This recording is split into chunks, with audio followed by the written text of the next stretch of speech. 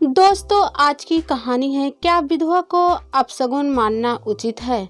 अगर कहानी को पसंद आए तो वीडियो को लाइक और सब्सक्राइब जरूर करना।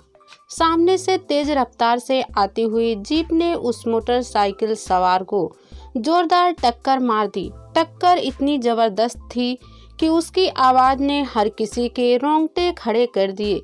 कोई कुछ समझ पाता इससे पहले ही जीप वाला वहां से जीप लेकर भाग निकला। सड़क पर 23 से 24 साल का नौजवान घायल पड़ा था। उसके चारों तरफ लोगों की भीड़ जमा हो गई। उनमें से ज्यादातर दर्शक थे और बाकी बचे हमदर्दी जाहिर करने वाले थे। मददगार कोई नहीं था। उस नौजवान का सिर फूट गया था और उसके सिर से खून बह रहा था। तभी भीड़ में से 39-40 साल की एक औरत आगे आई और तुरंत उस नौजवान का सिर अपनी गोद में रखकर चोट की जगह दबाने लगी ताकि खून बहने की रफ्तार कुछ कम हो। पर दबाने का ज्यादा असर नहीं होता देखकर उसने फौरन अपनी साड़ी का पल्लू फाड़कर चोट वाली जगह पर कसकर बांध दिया। अब खून बहना कुछ कम हो गया था। उस औरत ने खड़े हुए लोगों से पानी मांगा और घूंट घूंट करके उस नौजवान को पिलाने की कोशिश करने लगी। तब तक भीड़ में से किसी ने एम्बुलेंस को फोन कर दिया।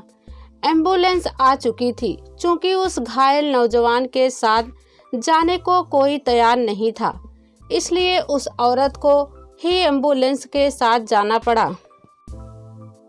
उस नौजवान की हालत गंभीर थी, पर जल्दी प्राथमिक उपचार मिलने के चलते डॉक्टरों को काफी आसानी हो गई और हालात पर जल्दी ही काबू पा लिया गया। नौजवान को फौरन खून की जरूरत थी।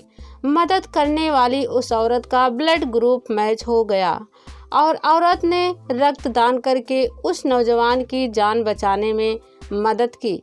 जिस समय हादसा हुआ था उस नौजवान का मोबाइल फोन जेब से निकलकर सड़क पर जा गिरा था, जो भीड़ में से एक आदमी उठाकर ले आया।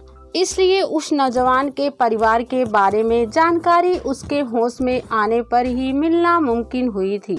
वह औरत अपनी जिम्मेदारी समझकर उस नौजवान के होश में आने तक रुकी रही। तकरीबन 5 घंटे बाद उसे होश आया।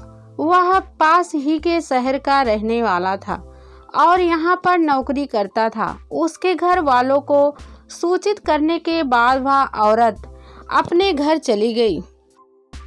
दूसरे दिन जब वह औरत उस नौजवान का हालचाल पूछने अस्पताल गई, तब पता चला कि वह नौजवान अपने माता पिता की इकलौता औलाद है। उसके माता पिता बार बार उस औरत का शुक्रिया अदा कर रहे थे।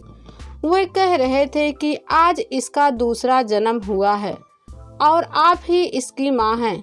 कुछ महीने बाद ही उस नौजवान की शादी थी। उस औरत का नाम शालिनी था। शादी के कुछ दिनों बाद ही एक हादसे में शालिनी के पति की मौत हो गई थी। वह पति की जगह पर सरकारी स्कूल में टीचर की नौकरी कर रही थी। नौजवान का नाम शेखर था। अब दोनों परिवारों में प्रगाढ़ संबंध हो गए थे। शेखर शालिनी को माँ के समान इज्जत देता था। वह दिन भी आ गया था जिस दिन शेखर की शादी होनी थी। शेखर का परिवार शालिनी को ससम्मान शादी के कार्यक्रमों में शामिल कर रहा था।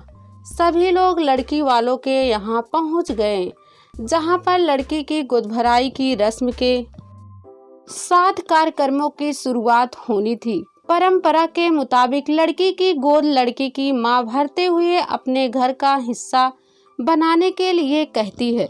शेखर की इच्छा थी कि यह रस्म शालिनी के हाथों पूरी हो, क्योंकि उसकी नज़र में उसे नई जिंदगी देने वाली शालिनी ही थी। शेखर के घरवालों को इस पर कोई एतराज भी नहीं था। पूरा माहौल खुशियों में डूबा हुआ था। लड़की सभी मेहमानों के बीच आकर बैठ गई। ढोलक की थापों के बीच शादी की रस्में शुरू हो गई। शेखर के पिता ने शालिनी से आगे बढ़कर कहा कि वह गोदभराई शुरू करे। वैसे शालिनी इसके लिए तैयार नहीं थी और खुद वहां जाने से मना कर रही थी। पर जब शेखर ने शालिनी के पैर छूकर बार बार कहा तो वह मना नहीं कर पाई। मंगल गीत और हंसी ठठोली के बीच शालिनी गुदभराई का सामान लेकर जैसे ही लड़की के पास पहुंची, तभी एक आवाज आई, रुकिए, आप गोद नहीं भर सकती। यह लड़की की दादी की आवाज थी। शालिनी को इसी बात का डर था। वह ठिठकी और रोमांसी होकर वापस अपनी जगह पर जाने के लिए लपटी।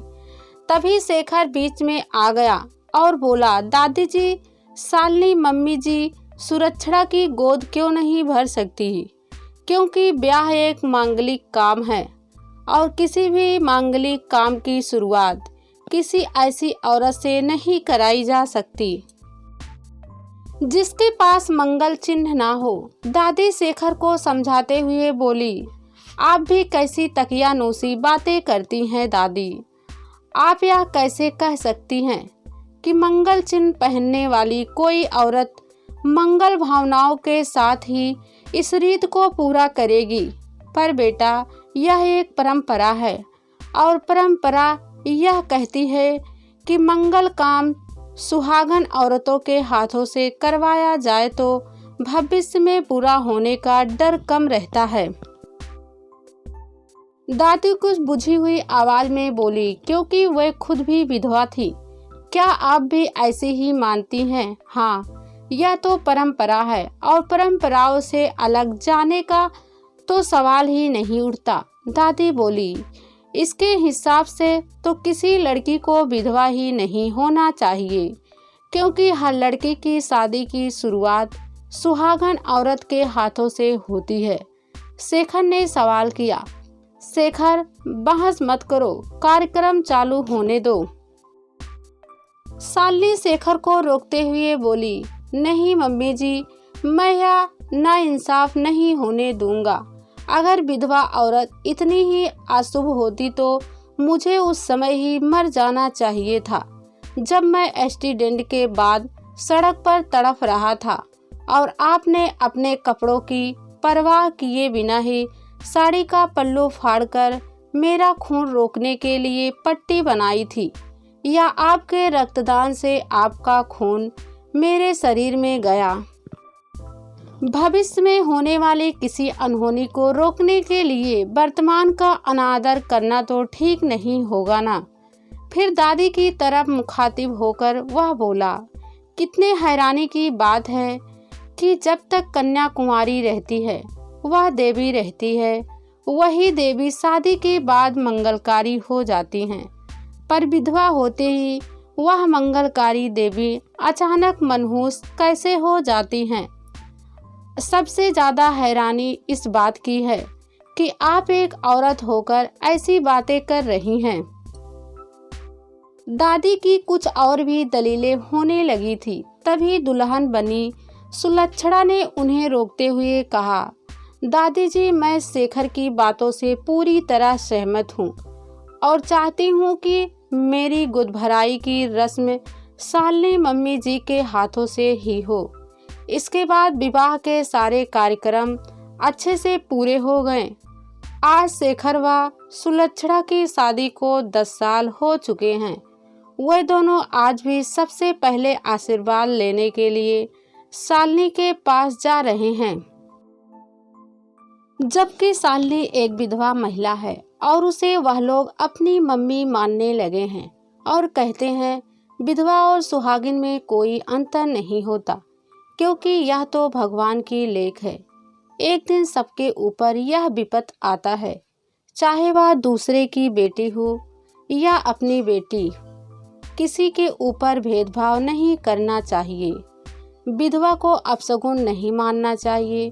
जो होना था वह हो जाता है, चाहे सुहागिन करे या कोई विधवा।